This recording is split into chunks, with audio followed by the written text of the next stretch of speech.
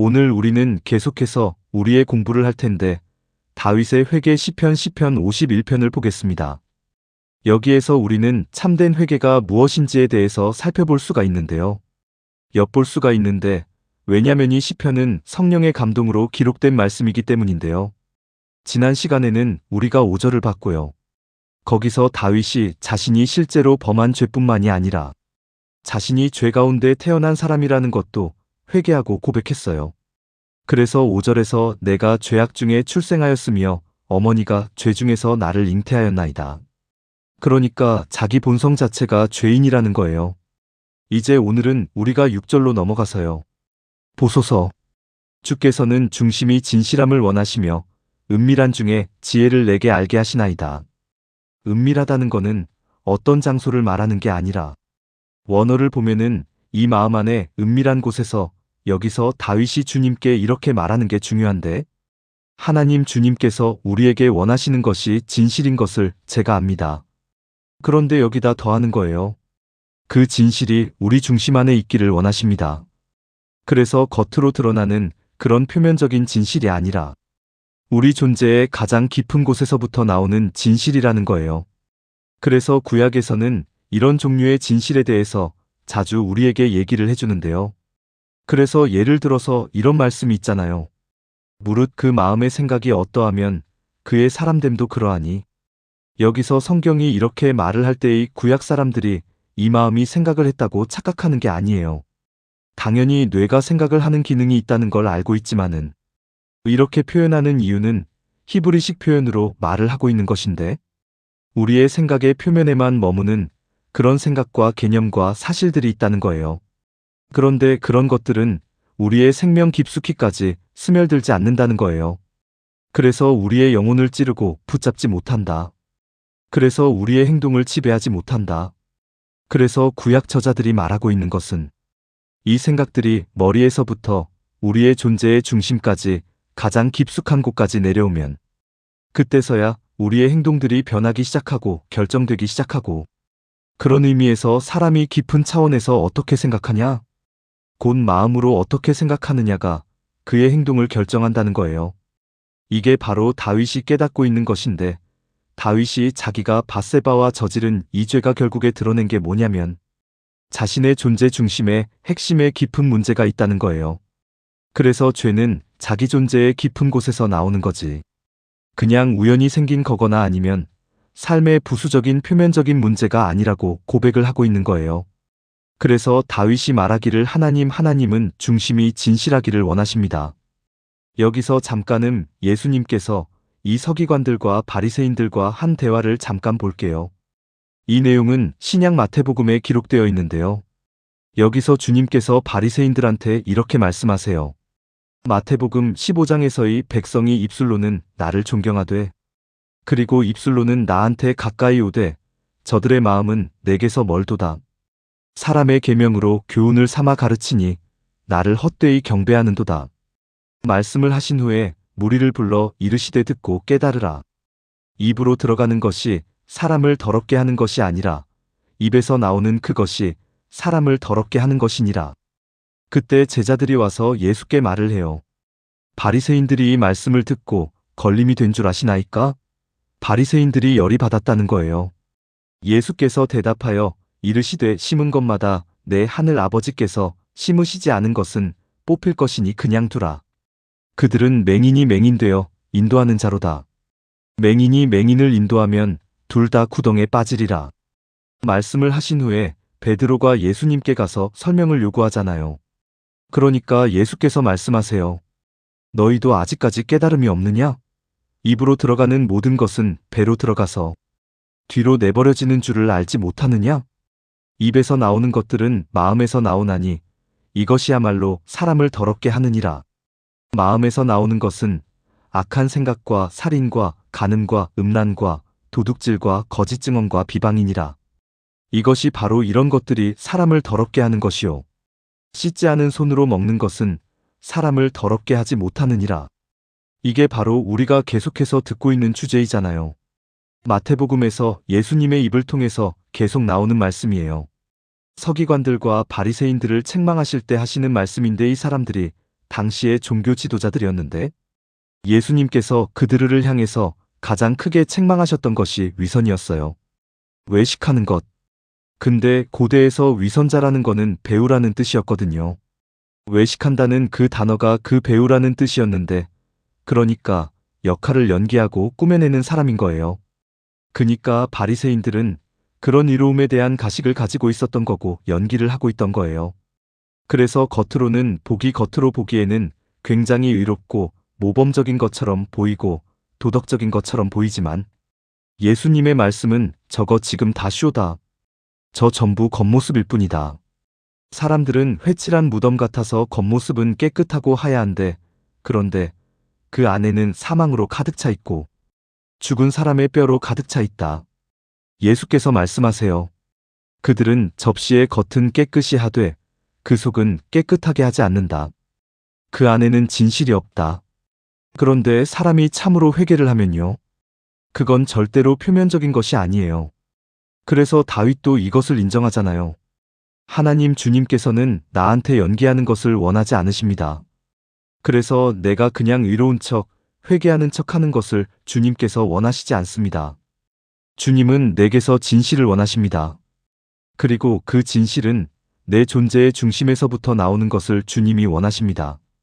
그래서 다윗이 계속해서 말해요. 은밀한 중에 내 안에 은밀한 곳에서 지혜를 내게 알게 하시나이다. 그래서 지금 다윗이 구하고 있는 이 새롭게 되는 것은 그의 존재 중심에서부터 나오는 새로움을 얘기하는 거예요. 그래서 그것이 이제부터 완전히 새로운 행동의 패턴을 만들어낸다는 거예요. 그러고 나서 다시 정결의 비유로 돌아가는데 우리가 기도에서 한번 사용했던 표현인데요. 7절에서 우슬초로 나를 정결하게 하소서. 내가 정하리이다. 나를 씻기소서. 그러면 내가 눈보다 쉬게 되겠습니다. 근데 여기서 굉장히 흥미로운 게 우리가 알아야 되는 게 우슬초라는 이 정결의 도구를 지금 다윗이 언급하고 있어요. 왜냐면은 우리가 구약에서 더 앞쪽에서 우슬초가 구약의 여러 가지 정결 의식 속에서 등장하거든요. 그래서 우리가 지금 레위기 14장으로 돌아가 보면요. 레위기 14장 1절 여호와께서 모세에게 말씀하여 이르시되 나병 환자가 정결하게 되는 날의 규례는 이러하니 그 사람을 제사장에게로 데려갈 것이요. 제사장은 진영 밖으로 나가서 그를 살펴볼지니 그 환자의 나병 환처가 나왔으면 제사장은 그 정결함을 받을 자를 위하여 명령하여 살아있는 정결한 새 2마리와 백향목과 과 홍색실과 우슬초를 가져오게 하고 제사장은 그 새 하나를 흐르는 물 위 질그릇 안에서 잡게 할 것이요. 살아있는 새는 백향목과 홍색실과 우슬초와 함께 흐르는 물 위에 잡은 새를 새의 피를 찍어 여기서 물에 찍는다는 거는 그 원래 단어가 침례라는 거를 의미하고 있어요. 그 정결함을 받을 자에게 7번 뿌려 그를 정하다 하고 그를 정하다 하고 그 살아있는 새는들에 놓아줄 것이며 이거를 읽으면요. 요즘 사람들이 지금 현대 사람들이 레위기 본문을 읽으면서 대부분의 그리스도인들이요.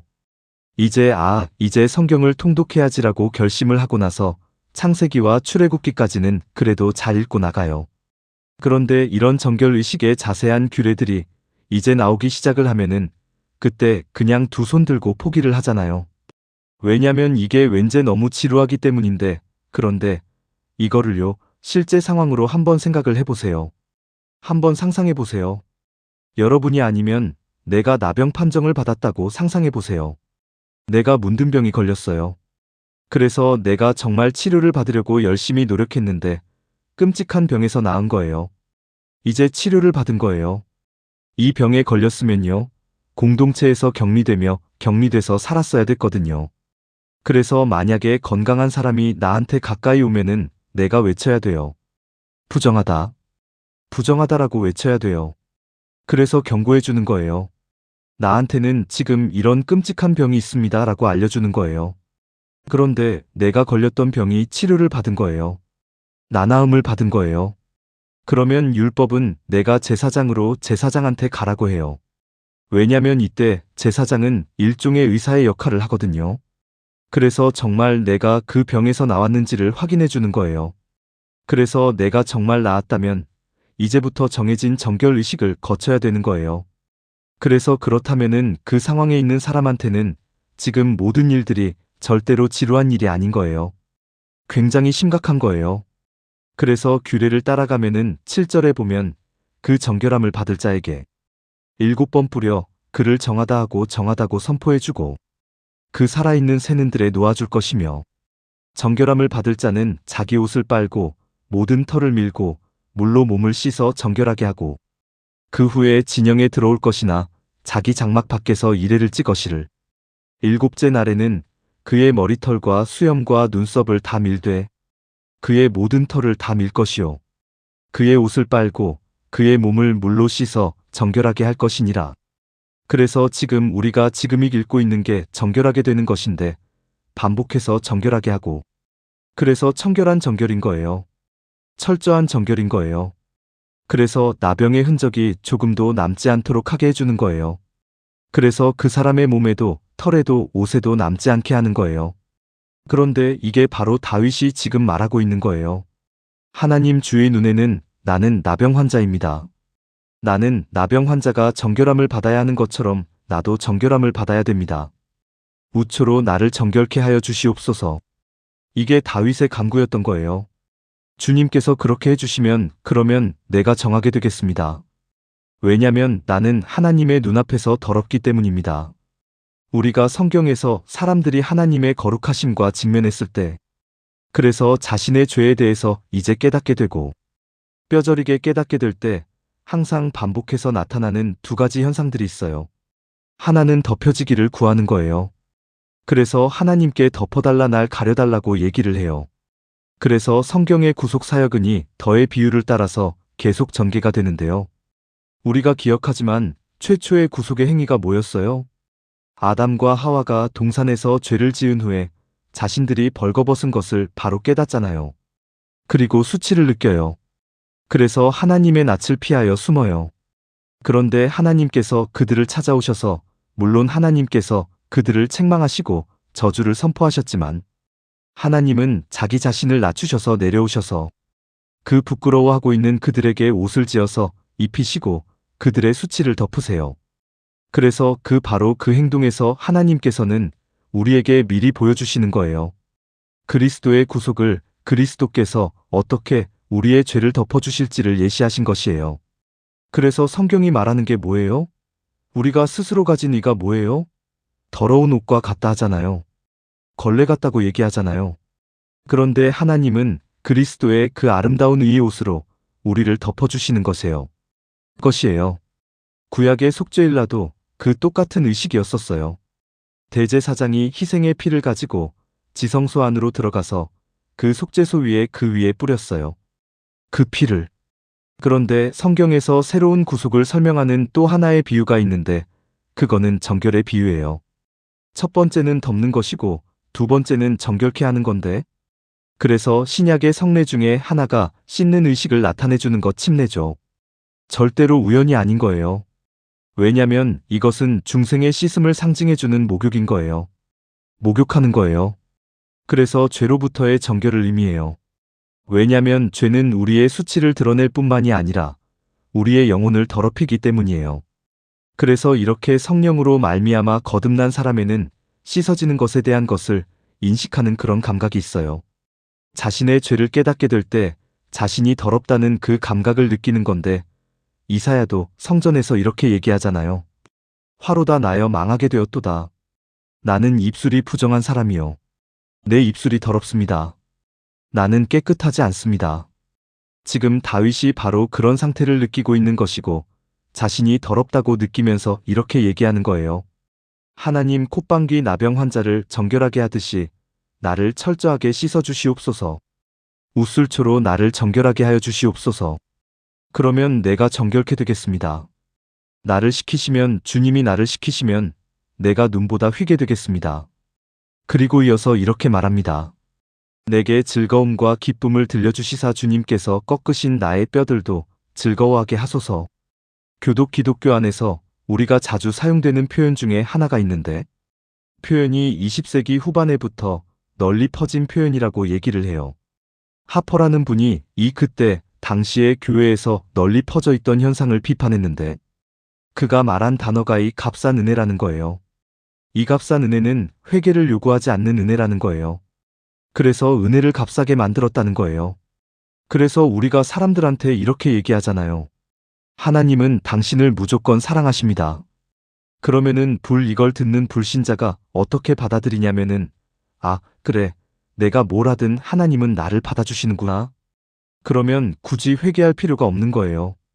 이게 왜 그렇게 되냐면 우리가 사람들을 그리스도께로 인도하려고 하는 열심이 너무 커서 오히려 회개에 대한 요구를 숨겨버리는 거예요. 왜냐면 사람들이 하나님 앞으로 나오는 것을 좀 더 쉽게 만들고 싶어하는 그 착각 때문에 회개라는 불편한 문제를 꺼내지 않으려고 해요. 왜냐면 회개라는 게 불편하거든요. 얘기를 하기도 불편하고 듣기도 불편해요. 왜냐하면 회개는 고통스러워요. 여기서 다윗이 그것에 대해서 회개의 그 고통에 대해서 뼈가 부러지는 것으로 표현을 해요. 주께서 꺾으신 뼈를이라고 얘기를 합니다. 지금 그가 깨달은 거는 하나님의 징계의 손이 다윗에게 내려왔었을 때에 그게 너무도 무겁게 자신을 늘 눌러서 그를 짓누르고 있다는 얘기를 하는 거예요. 그래서 그 죄에 대한 책망에서 그 무게에서 벗어나게 해달라고 구합니다. 내게 즐거움과 기쁨을 들려주시옵소서. 나에겐 기쁨도 없고 지금 즐거움도 없습니다. 내가 죄 속에서 뒹굴고 있습니다. 주님 앞에 엎드려져 있고 나는 지금이 죄의 짐을 붙들고 여기서 부르짖고 있습니다. 내가 조금도 벗어날 수 없고 내 죄는 항상 내 앞에 있습니다. 하나님 기쁨과 즐거움을 내게 주시옵소서. 내 구원의 기쁨을 회복시켜 주시옵소서. 그래서 주님이 꺾으신 내 뼈들이 다시 즐거워하게 하여 주시옵소서. 제가 한 가지 말씀드리겠는데 그리스도인들이 분별하기 어려운 것 중 하나가 이 성령께서 주시는 죄에 대한 깨달음과 성령이 주시는 정죄와 그리고 사탄이 우리를 고발하는 것에 대한 그 구별이 힘들어요. 왜냐면 우리가 생각하기에는 이 콧방귀 사탄의 주된 사역이 그가 주로 하는 일이 이 그리스도인들을 유혹하는 것이라고 생각을 해요. 우리를 유혹해서 불순종하게 만드는 자라고 얘기를 하는데 물론 그것도 사실이에요. 그런데 이 사탄이 하는 일들 중에 그리스도인의 가장 치명적인 사역은 고발하는 사역이에요. 왜냐면 사탄은 말 그대로 참소하는 자예요. 그래서 우리에게 와서 우리의 죄를 들추어내요. 그리고 죄를 가르쳐요. 기억나게 해요. 그래서 구약에서도 대제사장의 더러운 옷을 지적했던 것도 사탄이었었어요. 그래서 하나님한테 이렇게 얘기하는 거예요. 사람이 이렇게 더러운 상태로 어떻게 하나님 앞에 설 수 있습니까? 하고 사탄이 하나님 앞에 이 죄에 대해서 참소하는 거예요. 근데 하나님께서 사탄을 꾸짖으시면서 얘기하시는 게 이는 불에서 꺼낸 그슬린 나무가 아니냐? 여러분이요.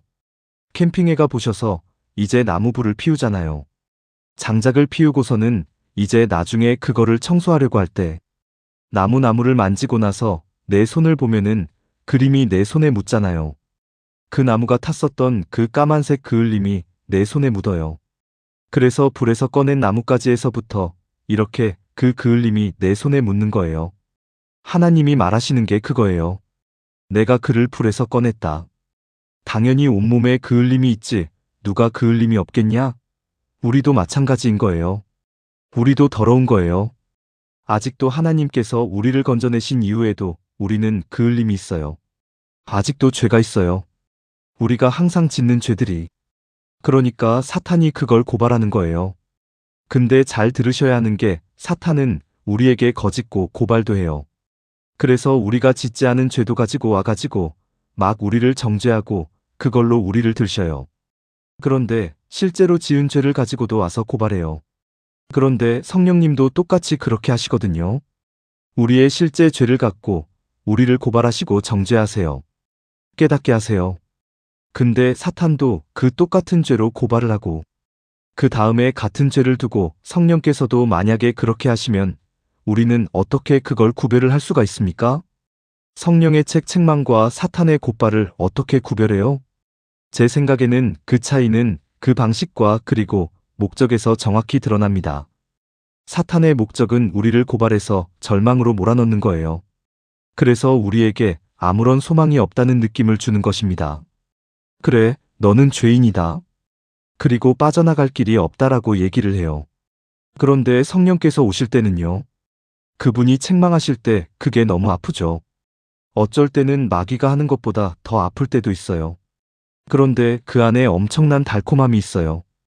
이 회개를 해본 사람은 이게 무슨 얘기인지 알아요. 제가 무슨 말하는지 알 거예요. 우리가 하나님 앞에 엎드려져서 그 고통 가운데서 막 회개하고 부르짖고 막 씨름할 때, 그래서 하나님 앞에 벌거벗은 상태로서 있어서 하나님이 나를 뚫어지게 쳐다보고 계시고, 그래서 그분이 나를 징계하시고 내 뼈를 꺾으신다고 해도 내가 확실히 알고 있는 거는 그분은 나를 절대 버리지 않으신다. 나를 아버지가 자녀를 징계하는 것처럼 나를 지금 다루고 계신다. 그래서 그 징계 가운데서도 하나님의 사랑을 경험하는 거예요. 그래서 성령께서는 절대로 우리를 절망으로 몰아넣지 않으신다는 겁니다. 오히려 우리를 회복해 주시기 위해서 죄를 들춰내시는 거예요. 이것이 바로 다윗의 부르짖음의 핵심입니다. 내게 즐거움과 기쁨을 들려주사 주께서 꺾으신 뼈들도 즐거워하게 하소서. 그리고 나서 주의 얼굴을 내 죄에서 돌이키시고 내 모든 죄악을 지워주소서. 여기서도 다시 반복해서 죄를 지워달라는 기도를 하고 있어요. 그런데 여기에 새로운 요소가 하나 더해졌어요. 우리가 다음 공부 때 보겠지만 그거는 다윗의 간구 가운데 하나님께 요구하는 게 그의 죄에서 하나님의 얼굴을 돌려달라는 거예요. 그리고 부분에 대해서는 다음 시간에 보겠습니다.